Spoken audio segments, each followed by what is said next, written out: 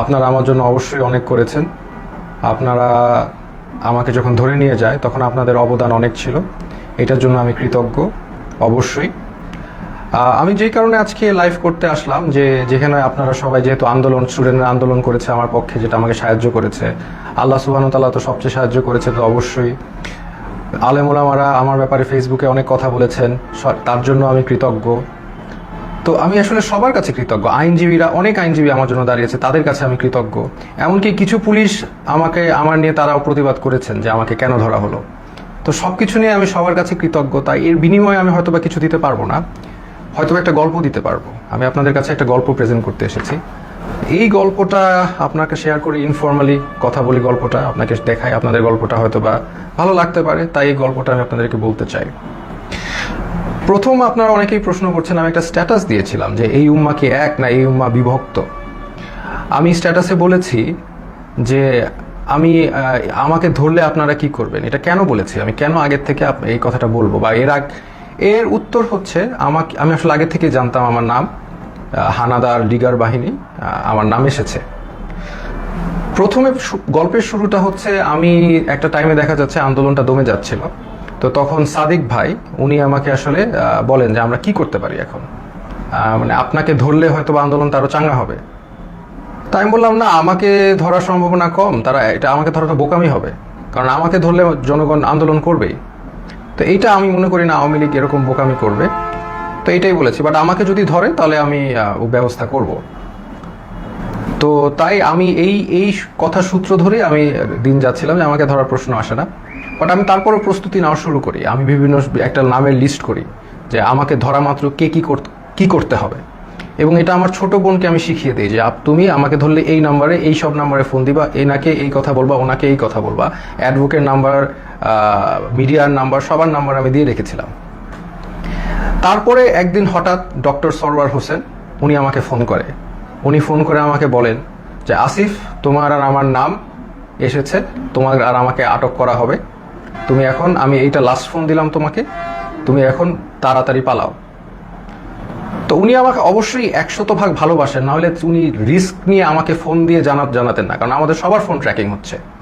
এটা জেনেও ডক্টর সরওয়ার হোসেন আমাকে ফোন দিলেন এবং ফোন দিয়ে উনি আমাকে পালাতে বললেন, কিন্তু আমি রাজি হলাম না। কারণ আমাকে যদি ধরে, এই বোকামিটা যদি তারা করে, তাহলে তারা নিজেরাই বিপদে পড়বে। আর আমি কেন পালাবো? আমি যদি পালাই তাহলে তো মানে এটা তো আমি কোনো অপরাধ করি নাই। আমি যদি অপরাধ না করি তাহলে আমি পালাবো কেন? তাই আমি পালাই নাই। আমি একদম স্ট্রং ছিলাম। আমি পালাই নাই। আমি মোটামুটি প্রিপারেশন নিচ্ছি যে আমাকে ধরে মেরে ফেলা হবে অথবা আমাকে টর্চার করা হবে, দুইটার একটা কি হবে, বাট আই ডোন্ট কেয়ার। যদি এটা উম্মার কাজে দেয় তাহলে আলহামদুলিল্লাহ। তারপরে যে আমার বোনের যেগুলো প্রস্তুতি আছে, আমি নিজে একটা ভিডিও বানাই। আপনি যদি এই ভিডিও, সেখানে আমি বলি যে আমার যদি ভিডিওটা দেখেন তাহলে তার মানে আমি মৃত, আই এম ডেড, অথবা আমি গুম, এরকম একটা ভিডিও করে রাখি। তো করে আমার বোনকে সব শিখিয়ে দিই যে আমাকে ধরলে এটা করবা, ওইটা করবা, এটা করবা, এর কাছে যাবা, একে ফোন দিবা, সব একটা লিস্ট আমি করি। তো করার পর আমি আসলে মানসিকভাবে প্রস্তুত হয়ে যাই যে I can be dead, I can be killed, আমি শেষ হয়ে যাবো। বা শেষ না হলে আরো খারাপ, যদি মেরে ফেলে তাহলে তো ভালোই। আপনারা তো জানেন তারা কি পরিমাণ অমানবিক টর্চার করতে পারে। তা আমি আসলে মরাটাই বেস্ট সিচুয়েশন ধরে নিয়ে আমি প্রস্তুতি নিয়েছি। তারপর আমি মনে করেন অপেক্ষা করে একদিন ওই দিন রাতে 1টার সময় বেল বাজে। তখন আমার মানে মনে হয় যে রাজাকাররা আসছে বা ওই লিগার হানাদাররা আসছে। তা আমি যে দরজা দেখি কি আমার দারোয়ান। তা আমি ঘুমের মধ্যে ছিলাম, তো আসলে ওইভাবে চিন্তা করি নাই যে এইটা একটা ট্র্যাপ। আমি খুলে দারোয়ানকে জিজ্ঞেস করতে গেলাম কি, সাথে সাথে দরজা ধাক্কা দিয়ে হানাদার লিগার বাহিনী ঢুকে গেল।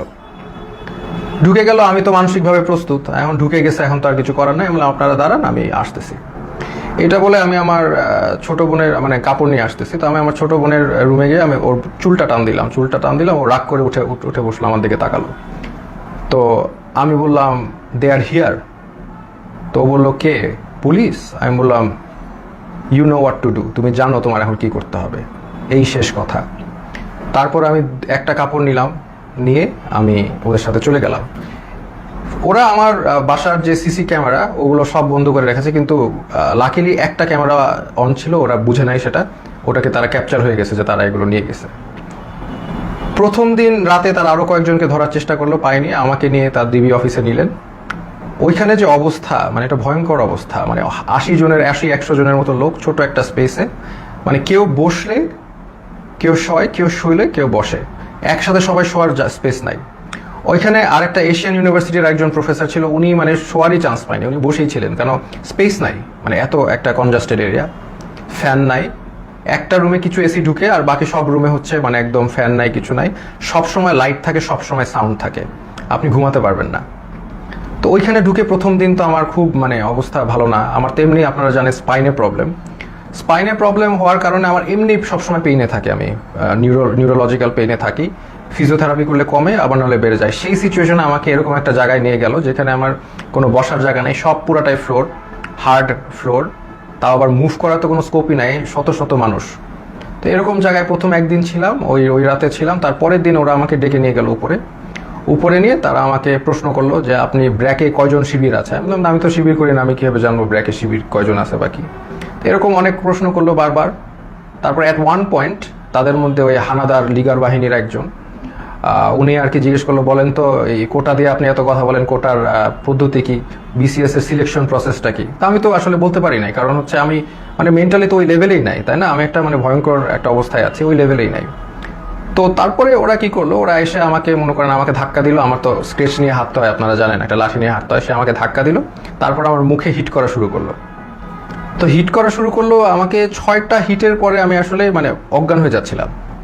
তো অজ্ঞান হয়ে যাচ্ছিলাম, তারা আমাকে বলে না ডোন্ট এরকম করে আমাকে দাঁড় করাইলো, আবার 2-4 বার হিট করলো। তো তারপরে তারা আমাকে মানে বললো যে আপনি তো খুব খারাপ জায়গায় আসছেন, আপনার বাম পায়ে প্রবলেম, ওই ডান পাকে আমরা একদম ইয়ে করে আপনাকে পুরোপুরি লুলা বানাই দেবো। তো এরকম একটা কথা বললো, এবং আরেকজন লাঠি নিয়ে আসলো আমাকে মারবে, পরে ওরা লাঠি দিয়ে হিট করে নাই, না করে আমাকে ওই জায়গায় আবার সেই জায়গায় যেখানে রাখে সেখানে নিয়ে গেল। তো ওই জায়গায় আবার আমার থাকা শুরু হলো, মানে ওইখানে এমন একটা জায়গা, বললাম তো কেউ যে এটা ফার্মের মুরগির মতো, ওইখানে কেউ মুভ করতে পারে না, কারণ এত মানুষ এত শর্ট জায়গায় মুভ করার, কেউ হাঁটার কোনো সিস্টেম নাই। ওই যে আমি বললাম আপনাকে, কেউ শুলে কেউ বসে, কেউ বসলে কেউ শোয়, মানে আর সবসময় লাইট আর সাউন্ড কন্টিনিউয়াস, ঘুমানোর কোনো স্কোপ নাই। ওইখানে সবচেয়ে ভ্যালুয়েবল রিসোর্স হচ্ছে একটা বোতল, কারণ আমরা তো ফ্লোরের মধ্যে শোন, তো ওইখানে তো হার্ড ফ্লোর, ওইখানে কেউ যদি একটা বোতল পায় আলহামদুলিল্লাহ, মানে এটা মানে এক ভ্যালুয়েবল রিসোর্স। তো ওই বোতলটার উপরে তারা মানুষ মানে পেলে যে খুশি। তা আমাকে অনেকে চিনেছে, ওইখানে চেনার কারণে দেখা যাচ্ছে 2 দিনের মধ্যে আমি একটা বোতল ম্যানেজ করলাম মাথায় দিয়ে শোয়ার জন্য ফ্লোরে, এই একটা অবস্থা। তো আরেকটা বিষয় হচ্ছে ওইখানে 80 জনের একটা টয়লেট, আর আমার তো এমনি যেহেতু হাই কমোড ইউজ করতে হয়, বিকজ আমার মানে স্পাইনে প্রবলেম আছে, তো ওইখানে লো কমোড, তাও আবার 80 জনের জন্য একটা, 100 জনের জন্য একটা। তো এত লোকের একটা কমোড তো বুঝতেই পারছেন কেউ ইউজ করতে পারে না ওইভাবে। সো আমি খাওয়া কমিয়ে দিলাম, because I have to go to the washroom, এটা তো যাওয়া যাবে না, আমি খুব কম খাওয়া শুরু করলাম যাতে টয়লেটে না যাওয়া লাগে। আর আরেকটা বিষয় হচ্ছে টয়লেটে ইউজ করে সাবানও তারা প্রোভাইড করে না কোনো রকম। সো এইরকম একটা কন্ডিশনে আমরা যাচ্ছি। আর এরপর থেকে আর কি আসলে জিনিসটা বুঝলাম যে বিষয়টা কি, আসলে বুঝার বিষয় ছিল, এখন আমি বুঝতে পারলাম। তো তারা প্রতিদিন ডাক দিবে, নাম কল করবে, ধরেন আপনার নাম হচ্ছে, ধরেন আমার নাম আসিফ মাহতাব, ধরে বলবে আসিফ মাহতাব, বাবার নাম শাহাবুর রহমান, এরকম বলে নিয়ে যাবে, নিয়ে চোখ বাঁধবে, মুখ বাঁধবে, তারপর তাদেরকে ঝুলায় টর্চার করতে থাকবে, বাড়ি দিতে থাকবে বিভিন্নভাবে টর্চার, লাঠি দিয়ে পিটাবে, পায়ের তলায় পিটাবে, হাড়ের বিন্দে মারবে, মানে মানুষের শরীর নীল অবস্থায় তারা ফিরে যায়, সারা শরীর মারতে মারতে রক্ত জমাট বেঁধে নীল অবস্থায় একজন লোক ফিরে জাস্ট। এবং তারা সাইকোলজিক্যালি একদম মানে অবভিয়াসলি নর্মাল না, কারণ তারা এখন নাম শুনে, তাদের নামটা ডাক দিলে তারা ভরকায় ওঠে যে এখন মনে হয় তাদেরকে নিয়ে টর্চার করবে। তো এইরকম অবস্থা আমি দেখলাম বিষয়টা যে এরকম চলছে। তো এখন এরকম চলছে, আমি তো বুঝলাম যে হয়তো বা আমার সাথেও এরকম করবে, তারা তো বলেই দিছে আমাকে পাটা ভেঙে দিবে। তো এরকম একটা করবে এবং সবার সাথেই করছে, স্পেশালি জামাতের যারা আছে তাদেরকে, মানে জামাত যেহেতু বলে ফেলছে একবার, তাদেরকে মানে অমানবিকভাবে টর্চার করছে জামাত। আর নূর ভাইয়ের সাথেও ওইখানে দেখা হলো, নূর ভাইরে বললাম কি অবস্থা, তো নূর বললো যে ভাই আমাকে তো অনেক মারছে, হাত দিয়ে দেখালো, হাত নীল হয়ে গেছে। তো এই হচ্ছে সিচুয়েশনটা। আর ওখানে তো মানে আর সবসময় তো লাইট, বাইরে যে একটা আলো, বাইরে যে বৃষ্টি পড়তেছে নাকি এটা আমরা গেস করা শুরু করলাম যে বাইরে আদৌ বৃষ্টি পড়ছে কিনা, কারণ মোটা ওয়াল, কোনো উইন্ডো নাই, কোনো বাইরের কোনো আলো বাতাস তো আমি জানি নাকি, ভিতরের মধ্যে থাকি আমরা বদ্ধ ঘরে, শুধু আলো আর এই যে কনস্ট্যান্ট সাউন্ড, মানে এই একটা অবস্থা। তো এরকম একটা অবস্থা যাচ্ছে। তো এখন দেখলাম অনেকে ভেঙে পড়তেছে। তো আমি আর কি আমি আমার মতো করে ইন্সপিরেশন দেওয়ার চেষ্টা করলাম যে আপনারা এইভাবে টর্চার হচ্ছেন, আপনি কি মনে করেন না আল্লাহ আপনাকে এটার জন্য রিওয়ার্ড দিবেন? আজকে আপনারা তো জানেন নবী করিম সাল্লাল্লাহু আলাইহি সাল্লাম বলেছেন যে আপনি যদি এইভাবে নির্যাতিত হন আপনার গুনাহ মাফ হচ্ছে, আপনাদের গুনাহ মাফ হচ্ছে। আপনার যদি গুনাহ এইখানে থাকার কারণে গুনাহ মাফ হয়ে জান্নাতুল ফেরদৌসে যেতে পারেন, এটা আপনার জন্য ভালো নাকি এইখানে ভালো থাকলেন তারপর জাহান্নামে গেলেন, এটা ভালো? তো এইভাবে আমি সবাইকে একটু ইন্সপায়ার করার চেষ্টা করলাম, মোটিভেশন দেওয়ার চেষ্টা করলাম। আর আমার নিজের তো হেলথ কন্ডিশন ডিটোরিয়েট করতেছে প্রোগ্রেসিভলি, আর ওয়াশরুমের ইস্যুটা তো ছিলই। তো এইরকম একটা অবস্থায় সবাইকে মানে মোটিভেট করছি আমি।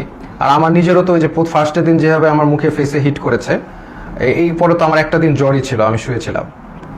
তো এই হচ্ছে আমাদের মানে সিচুয়েশন। আমি ওখানে একদিন শুয়েছিলাম, তারপরেও আমি সবাইকে মোটিভেশন দেওয়ার চেষ্টা করি। একটা ছেলে আসলো, সেই ছেলেটা কাঁদতে কাঁদতে শেষ, স্যার আমি তো কিচ্ছু করি না, আমি জাস্ট ইলেকট্রিক্যাল কাজ করি, আমাকে ধরে নিয়ে আসছে স্যার, আর ধরে নিয়ে আমাকে টর্চার করতেছে, কাঁদতে কাঁদতে শেষ। আমি বললাম কাঁদতেছো কেন? মানে তুমি পুরুষ মানুষ না, are you not a man, তুমি কাঁদবা কেন? টর্চার করবে। বলে স্যার আমাকে স্বীকার করতে বলে, আমি খুন করেছি, এই করেছি, আমি তো করি নাই স্যার। বলে করবা না, স্বীকার করবা না, তোমার পাটা যদি কেটেও ফেলে তারপরেও তুমি স্বীকার করবা না। কেন করবা? যেটা সত্যি সেটা বলবা, তুমি করবা না স্বীকার, আমাকে মেরে ফেলবে। তো ওইখানে আবার একটা জিনিস বুঝলাম যে সবাই কান্নাকাটি করে যে তাদের একটু মানে জেলে কবে যাবে, মানে তাদের জেল হচ্ছে তাদের জন্য স্বর্গ। ওইখানে যেভাবে টর্চার করে, যে নাম ডাকবে, বাবার নাম ডাকবে, দ্যাট মিনস তাদেরকে টর্চার করা হবে। তা এই জন্য তারা যদি জেলে যেতে পারে, এটার জন্য তারা দোয়া করে আল্লাহর কাছে, আল্লাহ আমাদের যাতে জেলে দেয়। তো এরকম অবস্থা আমাকে। তারপরের দিন আমি তো অলরেডি এর মধ্যে তো আমি আমার বোনকে বলে আসছি, তার মানে আমার যে ভিডিওটা ছিল যে আমি আমার ভিডিও দেখলে আমি মৃত, হ্যাঁ, তো এই ভিডিওটা আমি আশা করছি যে পোস্ট হয়ে যাবে। আমার বোনকে যেভাবে কাজ করতে বলেছি করবে, লয়াররা কাজ করবে। তো এটা আমি আশাবাদী ছিলাম যে ইনশাল্লাহ সবাই যার যার অবস্থা থেকে কাজ করবে, স্টুডেন্ট আন্দোলন করবে, যে এগুলো করার পরে এবং জনগণ যখন এটার এগেনস্টে কথা বলবে, আরেকটা ইস্যু হয়ে যাচ্ছে, ফার্স্ট অফ অল আরেকটা নতুন ইস্যু হয়ে যাবে, যেটা দিয়ে আবার আন্দোলন শুরু হবে। এটা আমি জানতাম। আর এটার পরে আমাকে যদি আরো টর্চার করবে, কিন্তু এটা তাদের জন্য আরো খারাপ হবে। তো তারপরে আমাকে তারা ঠিকই গুম করা অবস্থায়, আর আমার বাবা মা যতটুকু জানলাম আমাকে গুম করে ফেলছে। তো এটা তারা বলছে, তারা স্বীকার করে না যে তারা নিয়ে আসছে। তো এই অবস্থায় তারা আমাকে কোর্টে চালান দিল। তো আমি চিন্তা করলাম যে কোর্টে যেহেতু যাচ্ছি, এখানে মিডিয়া পাইলে আমি আমার এক আঙ্গুল দেখাবো, শাহাদাত, এক উম্মা, আমরা এক উম্মা, হ্যাঁ, আমার গায়ে আমরা সবাই এক। তো এই সিম্বলটা আমি চিন্তা করেছি দেখাবো। তো আমি জানি যে এগুলো দেখালে তারা আমাকে আরো অনেক নির্যাতন করতে পারে, দেখাইলাম, কারণ এটা আমি তো জানি জনগণ বুঝবেন যে আমি এক আল্লাহ, এক রসুল, এক উম্মা, এই কথাটা আমি বুঝাতে চাচ্ছি যে আমরা সবাই এক। আমার অত্যাচার যা হলে হবে, এই অত্যাচারের কারণে যদি আপনারা স্বাধীনতা পান, এই জুলুমের থেকে মাফ পান, তাহলে আলহামদুলিল্লাহ, নো প্রবলেম, আমাকে অত্যাচার করুক। তো আমি ডিসিশন নিয়ে নিলাম, এক দেখাবো। তা আমার সাথে ওই জগন্নাথের আরিফ ছেলেটা, খুবই সাহসী ছেলে, ও আমার সাথে কেসটা দিল, মামলা দিল, আমরাও গেলাম, আমি ওকেও বললাম যে আমি এক দেখাবো। তো এই অবস্থায় এই এক উম্মা শাহাদাতের আঙ্গুল দেখিয়ে আমি ওই কোর্টে দেখালাম, এবং কোর্টে আমাকে সম্পূর্ণভাবে মানে কোর্টের যে জাজ, তিনি আমাকে দেখে চিনে বললেন আপনাকে ওখানে দাঁড়ানো লাগবে না, আপনি বসেন। তো উনি আমাকে বসালেন, কিন্তু তারপরেও ওই মিথ্যা মামলাটা দিলেন যে আমি নাকি সেতু ভবন ভাঙচুর করেছি, যেটার মানে এটা জোক, মানে এটা যে কলাপস করছে সোসাইটি, ওখানেই প্রমাণ যে এরকম একটা মিথ্যা মামলা যেটার কোনো তথ্য নাই, প্রমাণ, এটা বলাই আসলে সময় নষ্ট। তো এই মিথ্যা মামলা উনি মানে জাজ আমাকে দিলেন, আর আমাকে আবার 6 দিনের রিমান্ড মঞ্জুর করলেন। তো ওই 6 দিনের রিমান্ড আবার গেলাম। আর এই সময়টা অনেকের সাথে পরিচয় হলো। ওখানে বিএনপির অনেক নেতা ছিল, পার্থ ভাই ছিলেন, ওনার সাথে আমি বললাম যে পার্থ ভাই, আপনার তো আর আমার মামলা এক, আমি তো আপনার সাথে আসি। তো উনি বলে যে আমি তো তোমাদের সাথে থাকতেই চাই না, আমি তো এখান থেকে বের হতে চাই, একটু মজা করলেন। তো এরপরে অনেক মানুষের সাথে পরিচয়। একজন আসলেন, ওনাকে মানে উনি হাঁটতেই পারতেছেন না, পাটা একদম প্রচুর মানে অবস্থা খারাপ করে পিটিয়েছে। ওনার অপরাধ ছিল উনি ছাত্রদের পানি খাইয়েছেন, উনি ছাত্রদের পানি দিয়েছেন, ছাত্ররা পানি খাইয়েছেন, এই জন্য তাকে অমানবিক টর্চার করলো। তো টর্চার করলো, উনি শেষ হয়ে গেল। আমি বললাম যে এইগুলো একই কথা বললাম যে আপনাদের এটা গুনাহ মাফ হচ্ছে। তারপরে লাস্টে একটা কথা বললাম যে আপনি যে এত টর্চার হলেন ছাত্রদের পানি খাওয়ায়, এখন আবারও কি খাওয়াবেন আপনি? তো উনি বললো ইনশাল্লাহ স্যার, আবারও খাওয়াবো। আমি like that's the answer I am looking for. আমরা আবার করবো, আমাদের ছাড়লে আমরা আবার করব, we are not going to give up, আমরা তো আবার করব, তাই না? আমরা কি অপরাধ করেছি যে আমরা করব না? পানি খাওয়ানো কি অপরাধ? তো এই হচ্ছে একটা অভিজ্ঞতা। তো এরকম এই যে একজন পেলাম। আর একজন হচ্ছে মাদ্রাসা স্টুডেন্ট, তাকে বলছে খুন করেছে, সে পুলিশ খুন করেছে, এটা সে তাকে বলছে, এবং তাকে প্রতিদিন পিটায়, প্রতিদিন নিয়ে টর্চার করে। তো এটা নিয়ে আমরা হাসাহাসি করি, কারণ হচ্ছে এরকম একটা সিচুয়েশনে হাসাহাসি না করে যদি আমরা মেন্টালি ব্রেকডাউন করি, তাহলে এটা মানে হবে না, মানে এটা আমরা আরো আমরা সব এইগুলো যা হয় সেটা নিয়ে হাসাহাসি করি। তাই আমি বললাম কি নিয়ে মেরেছে, বলে যে আমাকে বলেছে যে তুমি তো মাদ্রাসার স্টুডেন্ট, তুমি তো কোরআন পারো। বলে হ্যাঁ পারি। তো কোরআনকে বলছে অর্থ জানো, অর্থ জিজ্ঞেস করেছে, অর্থও সে পারে, সে কোরআনে হাফেজ। তো তারপর বলে কোরআনে হাফেজ এই রবীন্দ্রনাথ না কার বই পড়েছো? সে বলছে পড়েছি। তো বলে পড়লা কেন, এই অন্য এই নন ইসলামিক বই পড়া তো হারাম, এটা বলে আবার টর্চার করলো, হাতে পায়ে পিটালো। মানে মানে একটা কিছু বলেই পিটায়। আমরা এটা নিয়ে হাসাহাসি করতে করতে শেষ। যে বলে ও বললো, আমি বললাম যে কোনোভাবেই স্বীকার করবা না, যে তুমি যদি খুন না করে থাকো তুমি মিথ্যা মামলা দিও। বলে আমাকে আরো টর্চার করবে। বলে করলে করবে, বললাম তো তোমাদের ইয়ে দিয়ে করাত দিয়ে হাত পা কেটে দিলেও স্বীকার করবা না, যেটা সত্যি সেটা বলবা। এরকম একজন সবচেয়ে কষ্ট লিখেছে যে মানে একটা ছেলে, ওর নাম হচ্ছে সানিয়াত ভাই। উনি হচ্ছে বিএমপির একজন মন্ত্রীর ছেলে, নাম বললাম না। তো ওরা আসলে খুঁজছিল তার বাবাকে পায়নি দেখে ওই ছেলেটাকে ধরে নিয়ে গেছে, সানিয়াত ভাইকে ধরে নিয়ে গেছে। তো সানিয়াত ভাইকে 4 দিন, উনি বলছে 4 দিন ওনাকে পিটিয়েছে, চোখ বেঁধে হাতে ইয়ে দিয়ে ঝুলিয়ে পিটিয়েছে। এবং সবচেয়ে যেটা উনি বললো যে ওনার মাকে ফোন দিয়ে শুনিয়েছে যে তাকে যে টর্চার করছে, এটা তার মাকে শুনিয়েছে ফোন দিয়ে লিগের হানাদাররা। তো লিগের হানাদাররা মাকে শুনিয়েছে যাতে বাবা এসে তাকে দেয় এবং ছাড়িয়ে নেয়। আর যেহেতু ওনার বাবা আসছিল না, বা ওনার অবশ্যই তারা তো জানিয়ে যায় নাই কোথায় গেছে, তাকে অমানবিক টর্চার করেছে। সেই ছেলেটা এমনি আমার মতোই, তার স্পাইনের প্রবলেম আছে, আমার মতোই অসুস্থ, এবং তাকে টর্চার করেছে বিভিন্নভাবে, হাতে পায়ে ঝুলিয়ে পিটিয়েছে। তো সে কাঁদতো অনেক, আমি সান্ত্বনা দিতাম, আমরাও সব বিষয় নিয়ে মজা করতাম। তো এই রকম একটা অবস্থা ওইখানে, প্রতিদিন নাম ডাকতো, প্রতিদিন নিয়ে পিটাতো। এমন রাত যে কোনো সময় ডাকতে পারে, সকাল 12টায় ডাকতে পারে, রাত 1টায়, এনি টাইম নাম আসতে পারে। নাম আসলে they will take you and torture you. তো আমাকে টর্চার ওই প্রথম দিন যে হিট করে যে আমাকে থ্রেট দিল, তারপরে আমাকে কোর্টে চালান দেওয়ার পরে আমাকে আর টর্চার করে নাই। বাট আমি বিভিন্ন সময় ইনফরমেশন পাচ্ছিলাম, যেমন একজন মানে আমাকে ধরে নিয়ে গেছে, একজন পিটিয়ে আনছে, সে আমাকে ইনফরমেশন দিল যে আমার ব্যাপারে বলেছে যে অনেক ডিবি নাকি বলছে যে এই লোকটাকে কেন ধরলো, এটা তো ঠিক হয় নাই। আবার আরেকজনকে ধরে পিটিয়ে এনেছে, সে বললো যে স্যার আপনার ব্যাপারে ডিবি কথা বলছিল যে আপনার ব্যাপারে 40 জন লয়ার দাঁড়িয়ে গেছে, এত সংখ্যক লয়ার তারা কখনো দেখে নাই, আপনি খুব ইন্টেলিজেন্ট মানুষ, এগুলো তারা বলছে। দেখা যাচ্ছে তাদের আমার প্রতি একটা রেসপেক্ট ছিল। ওই একদিন হিট করার পর তারা আমাকে হিট করে নাই, বাট দ্যাট ডাজন্ট ফরগিভ তারা অন্য যাদেরকে এইভাবে টর্চার করেছে। ফার্স্ট অফ অল, একটা পুলিশ একটা ডিটেইনিকে কখনো হিট করতে পারে না, that is a crime, that is criminal, they committed crime against humanity, তাই না? এটা ইন্টারন্যাশনাল আন্তর্জাতিক ট্রাইব্যুনালে তাদের বিচার হওয়া উচিত। তারা যেভাবে মিথ্যা মামলা দিয়ে টর্চার করে মানুষকে, এটা তো কখনোই মানে ইটস নট অ্যাকসেপ্টেবল। তো এরকম দিন যায়, তখন হঠাৎ তাদের দেখলাম টোন একদম 180 চেঞ্জ হয়ে গেছে। তারা তখন মানে বিএমপি যারা লিডার আছে তাদেরকে একদম খাবার টাবার এনে দিচ্ছে, সবার সাথে ভালো বিহেভ, এরকম। তখন আমরা মোটামুটি আমরা বুঝতে পারলাম যে তারা আসলে বাইরে কিছু একটা হচ্ছে, সামথিং ইজ হ্যাপেনিং, কারণ আমরা তো কোনো ইনফরমেশন পাই না। সামথিং ইজ হ্যাপেনিং, আদারওয়াইজ তারা এরকম চেঞ্জ করবে না কেন? তারা ডেফিনেটলি তাদের বাইরে কিছু একটা হচ্ছে, এইটা নিয়ে তারা তাদের টোন চেঞ্জ করে ফেলেছে। এবং তারপর থেকে দেখা যাচ্ছে তারা সবার সাথে মোটামুটি ভালো বিহেভ, এবং আস্তে আস্তে ছেড়ে দিচ্ছে। মাঝখানে কিছু স্টুডেন্টদের ধরে আনলো, ওই তারাও মানে অনেক কান্নাকাটি করে শেষ। এবং একটা ছেলে ছিল যাকে আমার মনে পড়ে, খুবই স্মার্ট ছেলে, আমিনুল। তো আমিনুল হচ্ছে 14 বছর বয়স, ধরে নিয়ে আসছে। এবং অন্য যেগুলো ছেলে ছিল তারা একদম ব্রেক ডাউন করেছে মেন্টালি, বাট আমিনুল ছেলেটা ও হচ্ছে মোহাম্মদপুরে থাকে খুব সম্ভবত, খুব সাহসী, নারুটোর গেঞ্জি পরে হাইটে বেড়াচ্ছে, মানে ও হি ডাজেন্ট কেয়ার।